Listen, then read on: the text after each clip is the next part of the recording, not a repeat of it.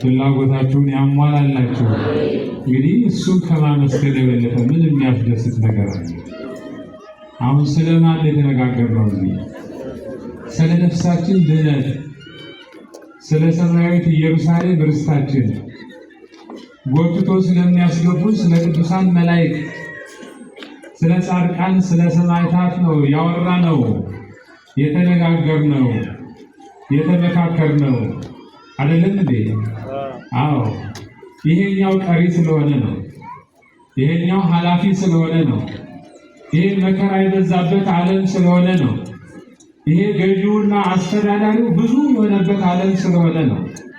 ይሄ የሚጎነትለን በርካታ ችግር ፈጣሪ ኃይል ያለበት ዓለም ስለሆነ የቅዱስ ሚካኤል አማላጅነትና ጠባቂነት ሳይለየን ያቺኛዋን ከወጡ ከገቡ የማይወጡባት ካገኙ የማያጧት ሰማያዊት ኢየሩሳሌምን ለመውረስ እንደዚህ ሆነን መገኘት ይጠበቅብናል ክርስቲያኖች። አዎ እንደዚህ ሆነን አዎ አይምሯችን እፎይ ነው የሚለው። ችግርን እንረሳለን፣ ረሃብን፣ ድርቅን እንረሳለን፣ ሞትን እንረሳለን። ያስረሳን ማን ነው? የእግዚአብሔር ቃሉ ነው። አዎ ስንወጣ የምንሰማው ብዙ ችግር ነው እና ችግራችንን የሚያስረሳውን የእግዚአብሔርን ቤት አንርሳ ለማለት ያክል ነው።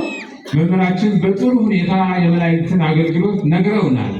አዎ ነቢየ እግዚአብሔር ቅዱስ ዳዊት በመዝሙር 90 ተጽፎ እንደምናነበው እስመ ለመላእክቲሁ የዕዝዞሙ በእንቲአከ በኩሉ ፍናዊከ ወበእደዊከ ያነሱከ።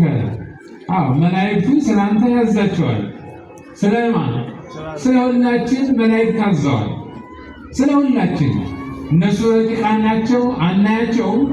እኛ ደግሞ ሥጋ ለበስነን እንታያለን፣ ያዩናል። እነሱ ያለ ጠባቂ ግን አይደለንም። እሺ ብለናል። ወታደሮቻችን ቅዱሳን መላእክት ናቸው።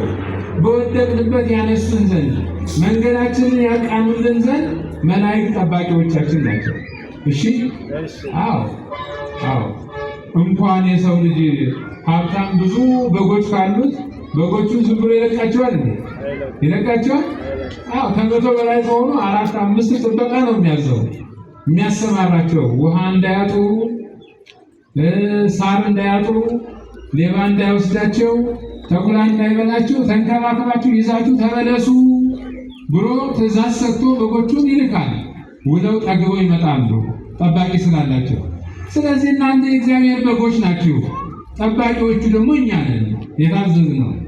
አዎ እኛን የሚረዱን ደግሞ የማናያቸው፣ የማንጨብጣቸው፣ የማንዳስሳቸው ቅዱሳን መላእክት ሁልጊዜ አሉ ከእናንተ ጋር እና የሚጠብቃችሁ አይተኛም፣ አያንቀላፋም፣ ጠባቂ አዞላችኋልና እግዚአብሔር የተመሰገነ ይሁን።